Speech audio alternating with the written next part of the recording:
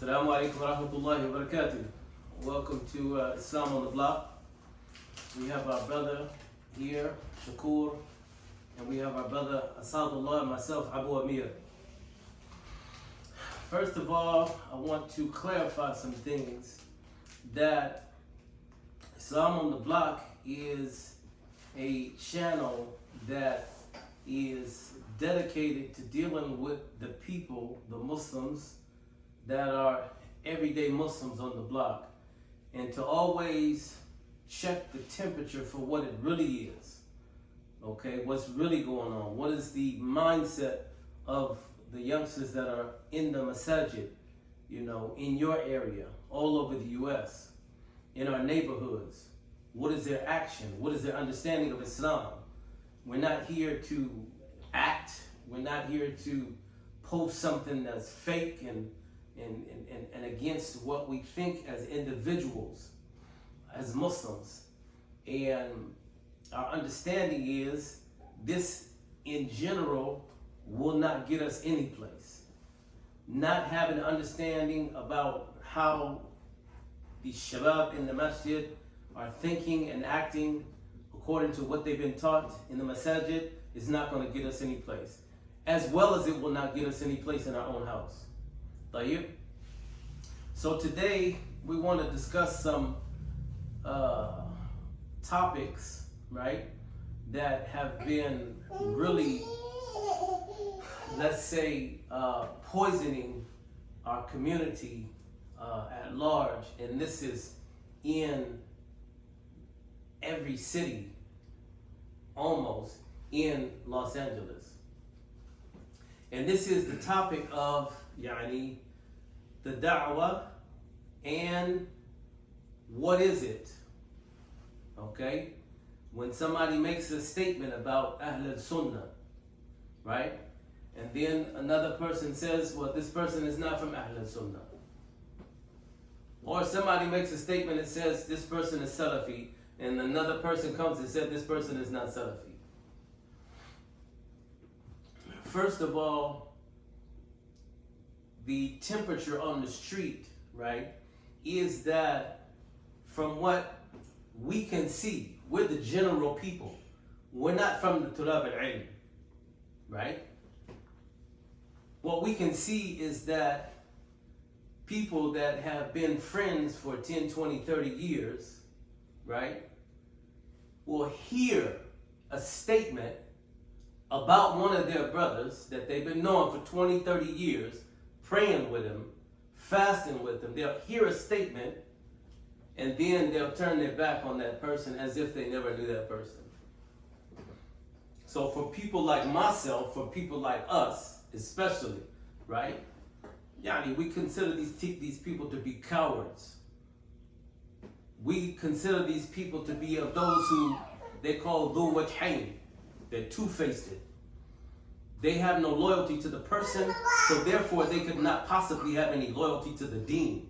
They switch up on a daily basis. So we're going to clarify that off the bat. There's a position for every single thing that goes on. But we've reached the state now where you can be in any particular masjid and one person will not give the salam to the next person in the same masjid. This person doesn't know Alif Ba Ta. This person doesn't know Usul al-Thalatha. He doesn't know Kitab al-Tawheed. Huwa Jahil. He knows nothing. He can't recite it to you, Arabic or English. But yet by him not saying salam to a Muslim, he believes that he's on the haqq. In his heart, he believes he's on the haqq, as this action in and of itself is going to take him to Jannah. So what we're saying here and having a talk and just bringing some of these issues to the forefront is that we have questions for the people who do call themselves Tulab al-Ilm, the people that do have constant communication with the mashayikh,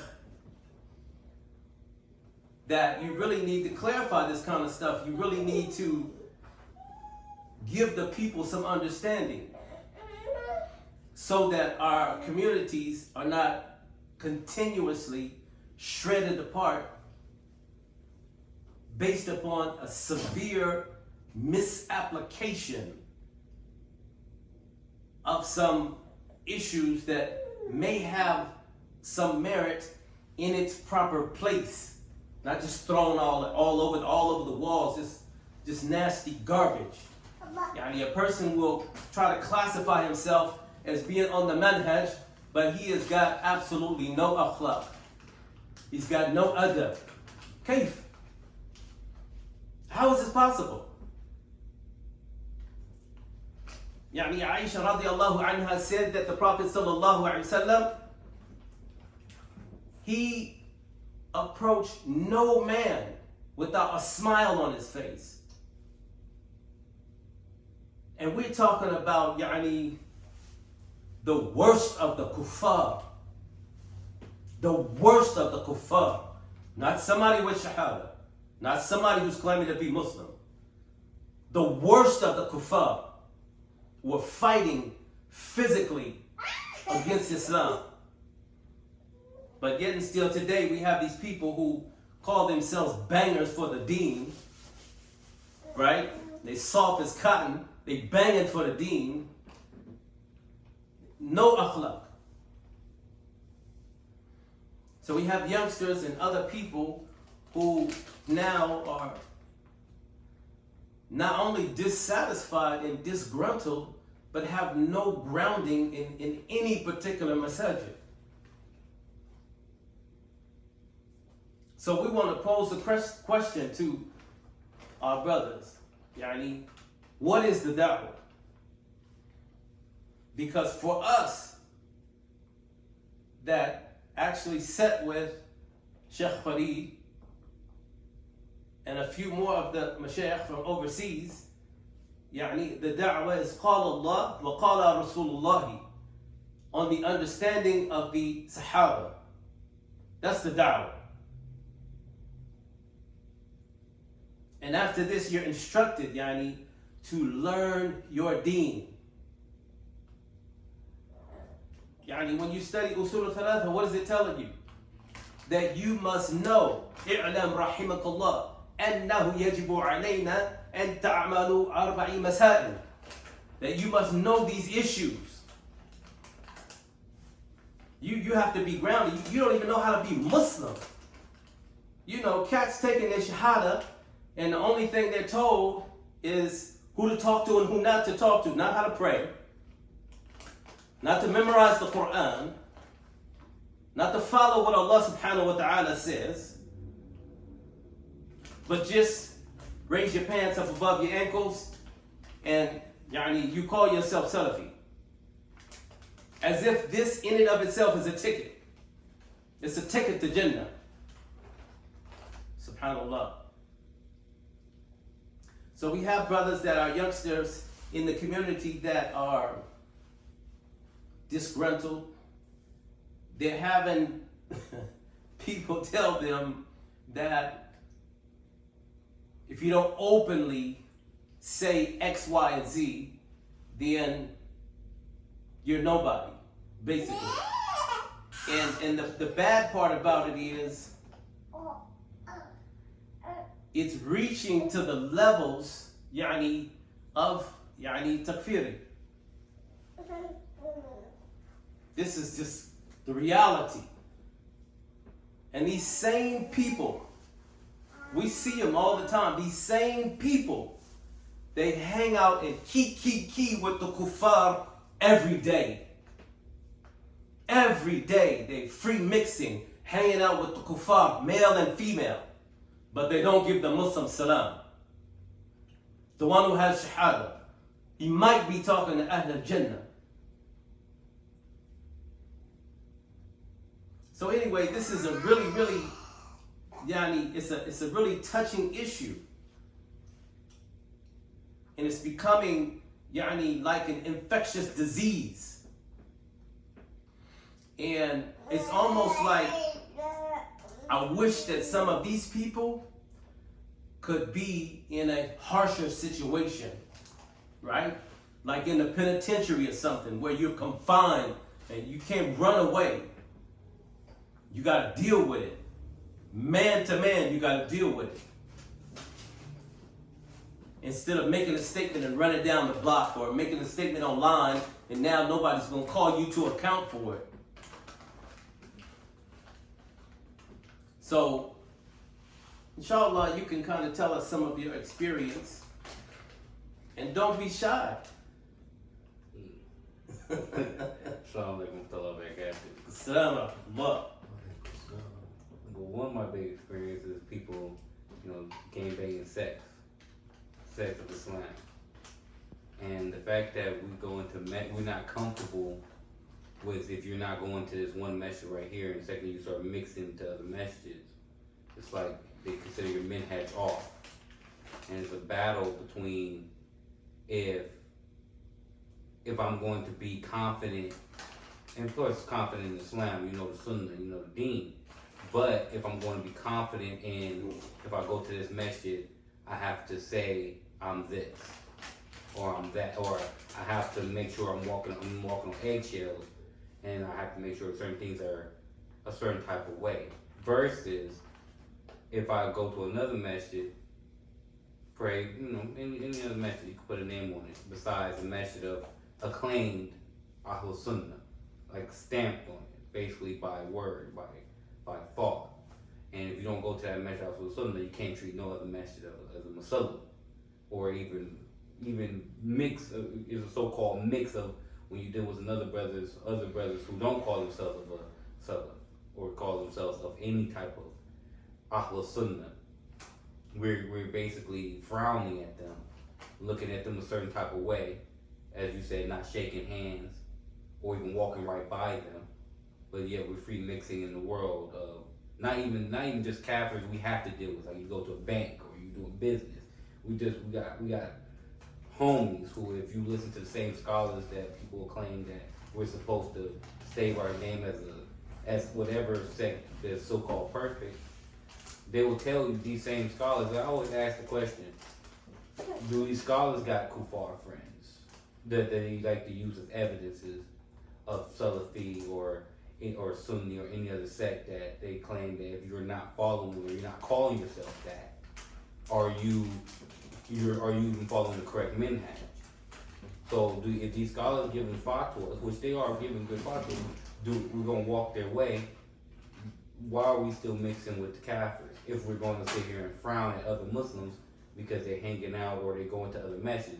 One, to me, it's good for a Muslim to go to masjid anyway. We already got a depletion in masjids where people are barely going to the Zuhr, Asr. We're not even going to mention Fajr and Isha.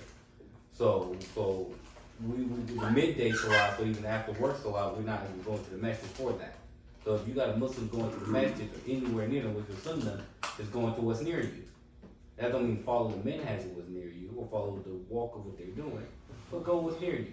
But so before you cut on for a minute, let me clarify something, because people play games with words. Mm-hmm. When you say going to another masjid, mm-hmm. in actuality, this has nothing to do with mixing. Mm-hmm. This is some soundbite terminology that they use, to try to shoot people down. If I'm driving down the street and salah comes in, mm-hmm. what am I supposed to do? I'm supposed to go to the nearest masjid and make salah. Exactly. Mm-hmm. Where I pray at in the ranks, I don't care if I'm in the middle of Jeddah, if I'm in the Haram, mm-hmm. right now in Hajj, everybody's there. Shia, Sunni, everybody's there. So you're going to pick where you pray, right? No, you don't know where you're going to pray at. Well, but this has nothing to do with what you believe. Right, at all. It has nothing to do with your aqidah. Your man has nothing at all. Because you stop by the masjid and pray. You stop by the masjid and you break your fast. So you're not supposed to pray. You see, this is where the misunderstanding comes, because people, are being taught not how to be Muslim. The Muslim is supposed to obey Allah subhanahu wa ta'ala first and His Prophet. Now we know that the Sahaba, if you did not go to the masjid, you are considered munafiq. Straight up. Ain't no excuse. For Fajr, especially. Yeah, Fajr. That's where it starts. Yeah. You understand? So right now the masajid are empty, right? You don't have to go pray, but you have to say that you belong to, this sector. Or else you're not following the correct minhaj. And that's my question too, in the belief of if we're not calling ourselves a certain sect or anything that is a claim to be on the sunnah, is a claim to be on the correct minhaj, if we're not calling ourselves that, and if not calling yourself that is a defiance or a sin to make you a deviant at that moment, like do I have to put myself in a sect? I can't just say I'm a Muslim, even though we have some people who just say, oh, we call Freemasons, they say, oh, I'm Muslim, and we want to differentiate ourselves. But is differentiating ourselves as whatever sect or whatever terminology, is that an absolute solidifying fact or a thing that we have to do as Muslims? Or can we just follow what it's telling, take the books, take the studies and understanding, and can we just walk with that without just having to acclaim to something or to a certain group? That's my main question, my main mentality when it comes to the situation. Because when I walk around, I'm shaking brothers' hand, I'm smiling at Muslim brothers. I get happy when I see Muslims. When I see a brother on the street, being Islam, regardless if you got a beard or not, regardless if you got your pants above your ankles or not. It's like, okay, cool, I'm happy, yeah, okay, there's some things we gotta work on, but we all have something we gotta work on. We all sin. Just because my biggest problem is when people who claim sex, it's like you come to the message a certain type of way, and the second you leave the message, you're a whole different type of person. as though you need the brothers for you to be a Muslim, the whole Muslim yourself. And it's nothing. Like we're all gonna be judged by ourselves. We all gonna get the book in the right hand or the left hand. It's not like we all put our hands together and the book gonna come. One book gonna come. We all gotta hold it up. It's all individual books, and some Muslims are going to have books in their left hand. Some Muslims, there's gonna be Muslims who's gonna do that. And like I always ask the question for a particular sect. I ask the question to several brothers. When we have the hadith of the person who will be the last person to come out of the fire, the last Muslim who comes out of the fire. What sect are they on? Is there one particular sect that will be going to Jannah? Or will it be Muslims that go to Jannah? And we're going to be falling under that situation. What is the mindset that, or are we battling this battle where, of course, we don't want to touch the fire at all? Of course, we're going to get the fragrance of the fire in the grave. As the hadith said, you're going to get the fragrance. You're going to get a fragrance. If you're a good Muslim, you're going to smell. This is where you would have been if you hadn't followed the wrong path. But here we're going to go. You're going to be able to see under it. But are we going to sit here and say that the one sect or one particular group are going to Jannah, or are we just trying to battle not going to the fire at all? Which, inshallah, Allah gives the Jannah with no consequences. So that's my main thing. Like, are we just saying, oh, we're going to leave behind all the people who are going to go to the fire first, and then we just want to go to Jannah straight shot? Or are we just saying this sect is going to the Jannah and all the other sects are going to the fire? Because we all know that there was one sect of Christians going to Jannah, one sect of Jews going to Jannah, and Muslims, inshallah, will go to Jannah. But it don't say one sect of Muslims going to Jannah. But in that hadith, it does say that the Prophet sallallahu alaihi wasallam said that Bani Israel would divide into 71 different sects, and that the Nasara, the Christian, would divide into 72 different sects, and that the Muslim, my ummah, would divide into 73 different sects. And then the companions asked him, Ya Rasulullah, like who is the one? And he said all of them are upon this guidance except for those that are upon with me and my companions are upon today, the Jama'ah. So it was distinguished that it was a group that would be going to Jannah, and it was those that are upon what the Prophet sallallahu alaihi wasallam and his companions were upon at that time. My thing too is that, like you said, the division and the divisive factors. When we look at the Sahaba, and we look at their example, we see the perfect example of unity. We see the perfect example of brotherhood. When we look at the Ansar and the Muhajirun, we don't see the division, nor do we see any of these other titles. You know, like people are taking words that linguistically that connotation didn't exist. The Prophet didn't use it in that connotation. The Salaf refers, or the Salaf Salih refers to our righteous predecessors. These people are taking that and they derived another term to distinguish themselves from other people that claim to be Ahlus Sunnah wal Jama'ah. But they themselves, in their actions and their lack of implementation of the Sunnah in its full spectrum, have fallen short and don't even really have the right to claim it. Because what you doing, it's all, actions speak louder than words. That's a statement from the streets. But in the deen, it's Iman is a statement from the tongue, followed by an action from the limb. So when you leave off key aspects of the Sunnah, like akhlaq and adab, where you at in regards to the Sunnah? No. Like if you isolate yourself, like it's just, in Swahili, a lot of Swahili words have their origin in Arabic. But the word dawah in Swahili means medicine. And when you look at the dawah to Salafiyya, it's just that. It's a medicine. It's to purify and to rectify and to heal your deen. So you have, Islam has been affected with culturalism, tribalism, and a whole bunch of other niggerisms. Like, just to keep it a buck, especially in America. No. Because it's like we are people that have division in our bloods. We don't need, especially in LA. Like we, especially if you coming from the streets. If it's Keyway, Down Moon, we divided one block after the next. One block after We the not next. people that need anything that's gonna create and cultivate more division. We people that need to understand and implement what accord is, what brotherhood is, what unity is, and it's not from the Salaf, it's not from the Sahaba to be disenfranchised, to be divided. That's not the way of the Ansar and the Muhajirun. And if it was the way, would Islam had the success that it had? Would we have the example of brotherhood? It's just it's not possible. Like we're a minority, but yet and still we divided. And like you said, the deen is not being taught. People are just being entertained. The so-called brand Salafi is more like a reality show. It's like an intoxicant in and of itself. Because it's like they act like Jehovah's Witness. Like because now that I claim to be upon the dawah and I'm upon the minhaj, I've received some type of glad tidings of Jannah.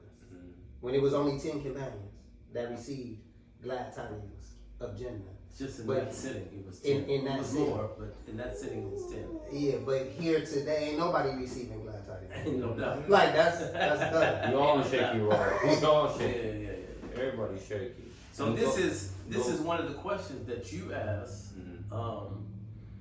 Is it mandatory to classify yourself, yani, upon anything except, yani, being Muslim? And what is being Muslim? Being Muslim is obeying Allah subhanahu wa ta'ala, obeying His Prophet, upon the understanding of the companions. That's being Muslim. Yani, there is a thing, as we know from the hadith of the Firqatul Najiyah, the saved sect. But again, yani, we ask our brothers who are from the yani, Tulab al-Ilm to further elaborate on that. Who is Firqatul Najiyah?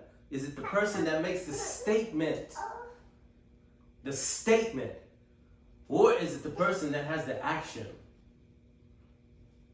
He has the action. He has the belief in his heart, and he has the action to show that. Not the person walking the state, making the statement, yani, but he has no akhlaq, he has no adab. And when it comes to Islam, he's jahil, he's ignorant. So this is one of the questions that we have. Again, the brother made a statement to me a little while ago that multiple people claim that the da'wah was weak in Los Angeles. And that's a fact. But he followed that statement up with, the da'wah might be weak in Los Angeles, but it's not corrupt. It's not corrupt. We don't have a hizb, that covers, fawahish and all types of sin, as if this was some type of preacher's organization or something. You understand? And the hypocrisy of this type of action, for people that really, really have been on the bricks, it's unacceptable. How is it possible that, people like us, we go through what we've been through to follow somebody who does not meet that standard? It's gonna be all right, Mama. Yeah. How is it possible? One of the questions way back that I asked myself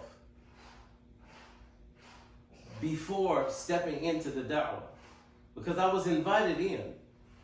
Somebody was visiting one of these off-brand masajid, and I was there. I was sitting there. And the brother invited me to a class. So eventually I came to the class, and I never left.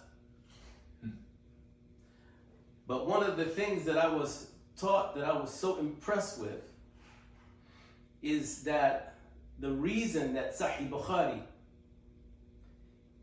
is the work that it is, because Imam Bukhari, he would not take from anyone who their character and their adab was in question. I didn't say they were guilty of anything. I didn't say they were guilty of anything. It says their character and their adab was in question. He wouldn't take from them. This is the preservation of this deen. But as we know from the many ahadith about how the times will come, right, to where you will follow the one, you will leave the one that has ilm, and you will follow the one who has no ilm, who has no knowledge. So this brings my other question. For people like myself, I'm a layman. But how is it that, these brothers, back in the day, I've been around for a while now, and we all know who they are. They say that Sheikh Farid, well, they say, min al-mashayikh. He's not a sheikh. This is what they used to say. It caused a big fitna behind this. In the time of Abu Uwais, rahimahullah ta'ala, caused a big fitna behind this. He's not a sheikh. So what? He studied with all the mashayikh. So what? Sheikh Muqbil Qadi mashayikh. So what? He's not a sheikh. These same people right now, who the majority of them have not studied with, not even a fraction of the scholars that he studied with, not even a fraction of the time. Now they call themselves Sheikh Fulan, Sheikh Fulan, Sheikh Fulan, Sheikh. Everybody's a sheikh now. So again, we're Islam on the block. We're laymen. We need these issues to be clarified for us. How is it that everybody's a sheikh now? How is this possible? And what is your part of the manhaj that I learned is that everybody has to stay in their position. I have to stay in my position. I'm not a student of knowledge. The one that is the student of knowledge, he has to stay in his lane. The one that's the da'i. Everybody has a right to be who they are. But everybody has their position. You can't jump positions. You can't jump positions. So the da'i, he does his business and he calls to yani Allah's deen. The talib al-ilm, he studies and he calls to Islam. He does what he does. And the mashayikh, they do what they do. And the kibar al-ulama, yani we have them. They're known. A lot of them are not known. So you have some people who are from America, they speak one language only, and they think that around Allah's globe, yani there's only 5 mashayikh in Allah's dunya. Yani, subhanallah. If this is not a superior level of jahil, it's just ridiculous, you know. And the other concept is that it doesn't matter how long a person studies and what they know. If they're not from Saudi, they'll never be a sheikh. It's not possible. Yeah, I mean, this is, that's so absurd because most of the major scholars are not even from Saudi. They are not from Saudi. But again, these are questions that we have. So we would like some of the brothers to respond and forgive us if we have been harsh or maybe ask some questions that were harsh or maybe a little bit out of line. Triggering, right? But, yani, for me, for a cat to walk into the masjid, I'm going to get in his face and I'm going to give him salam. He gonna take my hand, right? Maybe my brother, he might have some little problems. You understand what I'm saying? But because we're going to settle it right there, you know. And I don't, it shouldn't be like that. But again, this is what we're dealing with. So if a person doesn't understand how to be Muslim, if he doesn't understand what yani akhlaq is, what adab is, how could he ever ascribe to be like any person yani, who followed the Prophet sallallahu alaihi wasallam? How is that possible? You know, you're not gonna be able to learn. You're not gonna be able to learn the whole deen off YouTube. Come on. You're not gonna be able to just learn. You're not gonna just. You can watch 50 hours, 8 days worth of You can't learn nothing off YouTube. You can't learn. You Nothing. can't learn your Sound bites. Yeah, you can't learn your deen off of. No. Sound bites. That's not learning. That's not learning. And that's why, yani, subhanallah, wallahi, It's entertainment. it's entertainment. Yani, we had, back when Sheikh Farid, rahimahullah ta'ala, when he was, you know, early 2000s when I came home, right?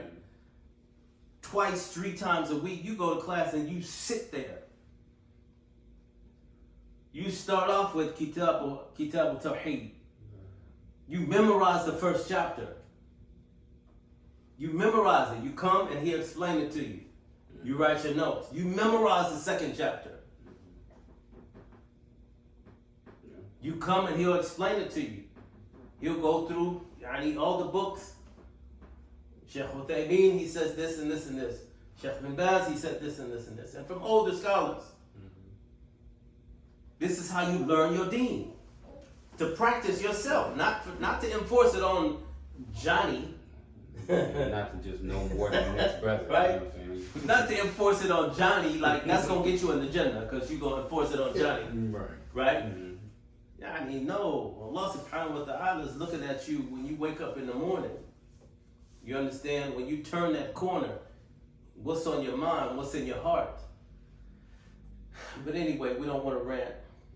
The last thing I wanted to, because we talked about unity, and Abu Wais, he had a lecture. Rahimahullah, he had a lecture named Back to the Basics, and he mentioned he feels like one of the biggest curses that we have as Muslims is disunity.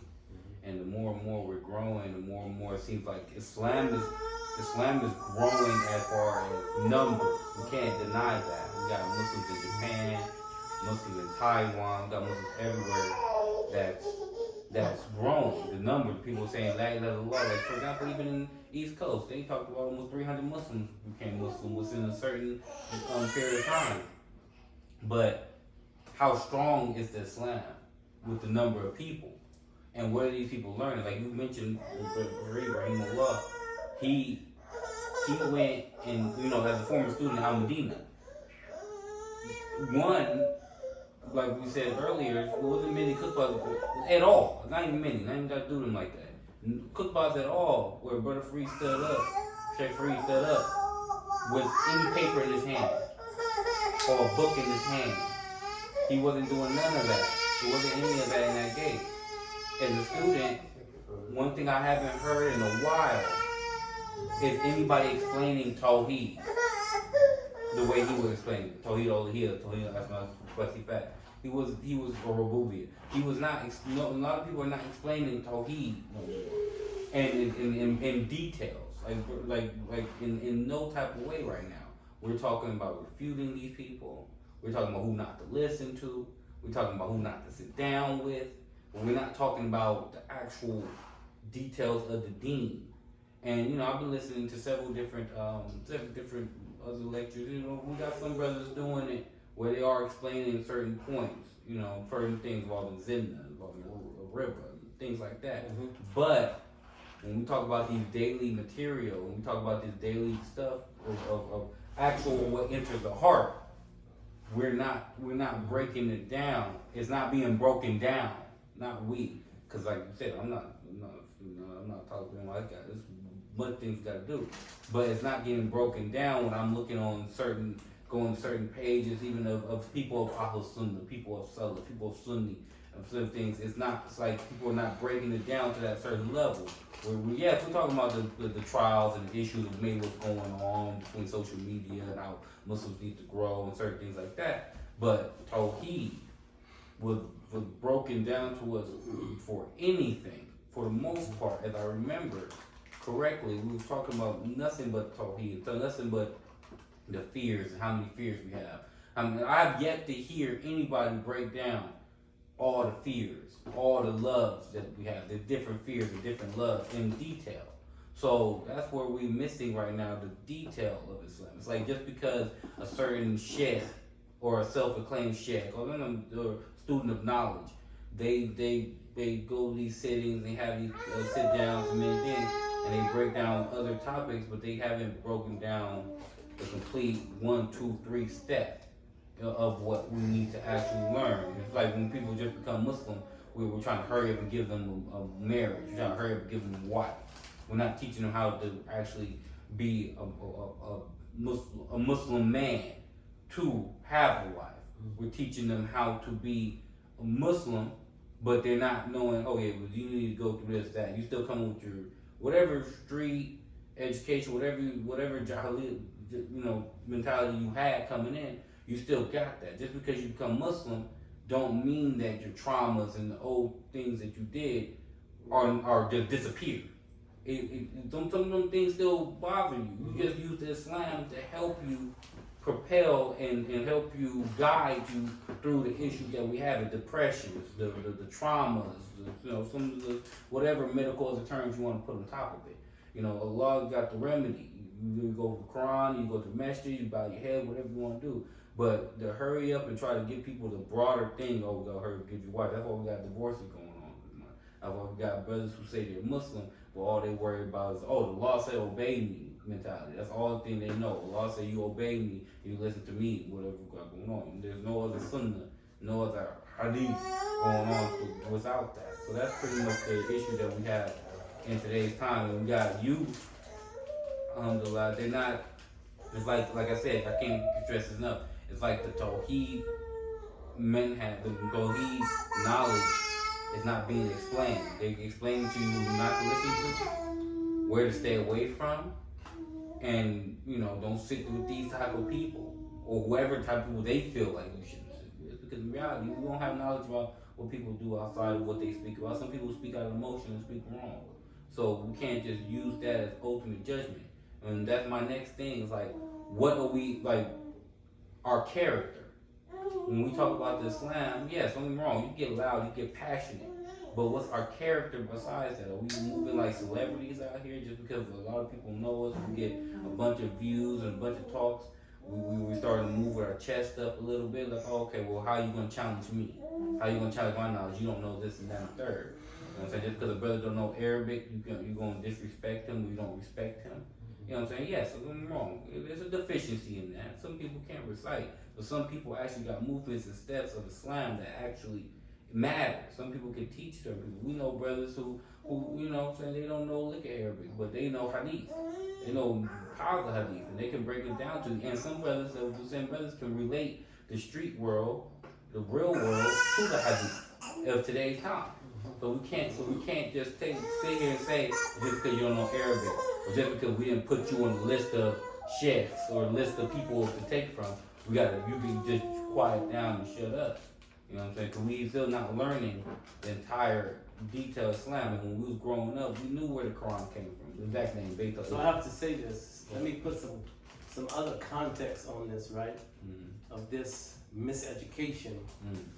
I heard, right, and the brother can clarify, that one of our brothers, right, was asked to go get something to drink by another one of our brothers who is a quadriplegic. Mm-hmm. That means he's in a wheelchair. He can't move his arms, he can't move his legs. He can only move his head. Quadriplegic. So he asked, a brother to go get him something to drink. The brother was on his way to get him something to drink, and then he turned around and asked him, "Are you Salafi?" So, And he said, "Brother, I just asked you to give me something to drink." He says, "Well, if you're not Salafi, I can't get you nothing to drink." yeah. So he. Subhanallah. That's true. And that's my thing. Oh, wait a minute, let me finish. Wait a minute. We have a hadith where it says that a person received Jannah, A prostitute. right? No. For giving a dog water. A dog water.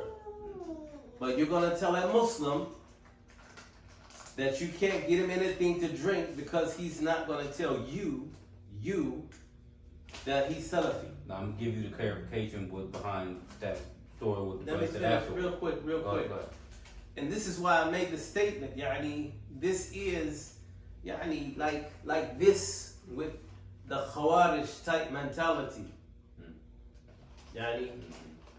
If a Muslim, right, if he shreds the hair off the back of a pig, you'll cut his head off. You cut the Muslim's head off.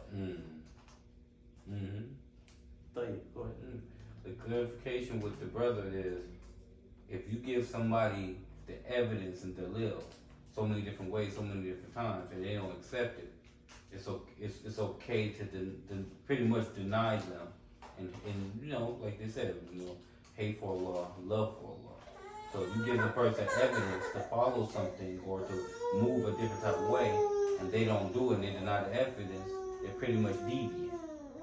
So my mentality of that is, you're calling, so if we out here sinning, and we know rivers are sin, we know several other things are sin, we don't have to get into a zinna, many things. If you do that action, are you a deviant? Because you know the evidence, and you know that you shouldn't be doing it? Are you a deviant from there? That's another question that we have for our brothers. Are we- Everybody commits sin. Some sin. Maybe not major sin. But again, we need some clarification on this issue.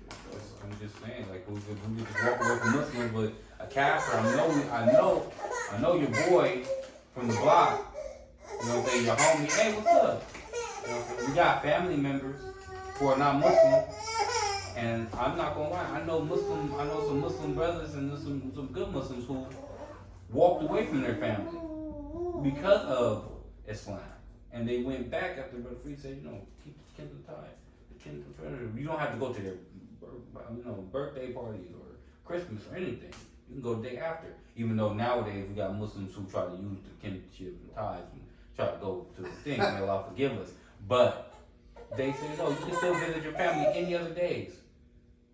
We're not giving them dawah. Like the last thing, brother was talking to me the other day. Brother, he don't take no sex or anything.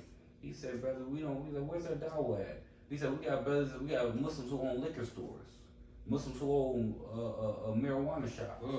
And and we don't walk in there and try to give them dawah.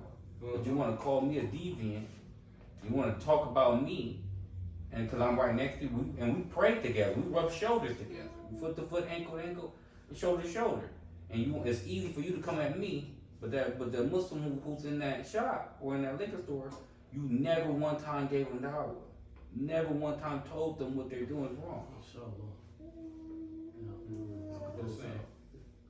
That's You my said opinion. I don't know. It's no character development, like you said. It's no hocus pocus when you take your shahada and you say Ashhadu an la ilaha illallah wa ashhadu anna Muhammadan Rasulullah. Like there's nothing magical that takes place. Who you were the day before, you still are that person. It's just that the sin has been removed, but the issues, the traumas, the social ills that you suffered from the day before, you still carry that. And it's not an overnight process to where it's just immediately rectified. And that's the thing, it's nothing is going on or taking place to This is develop that. this is something that has to be developed.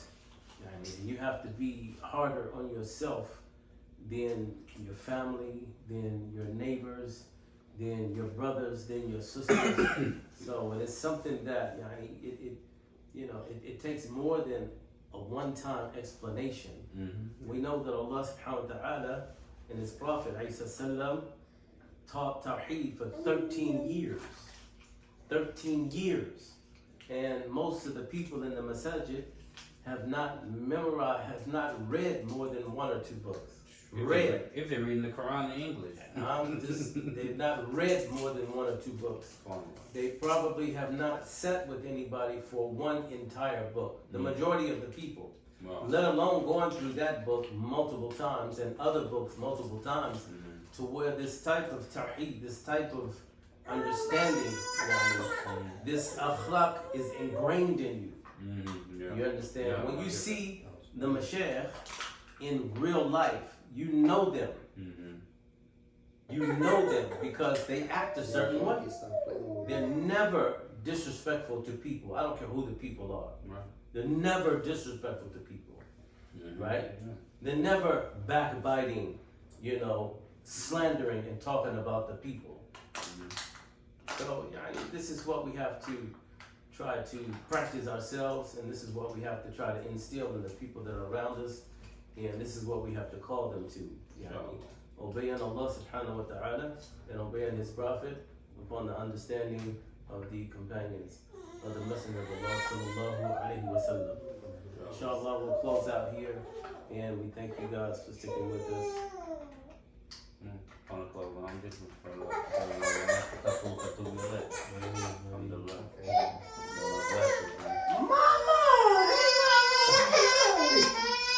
special guest. We got a special guest. Now you better cut up. What is that?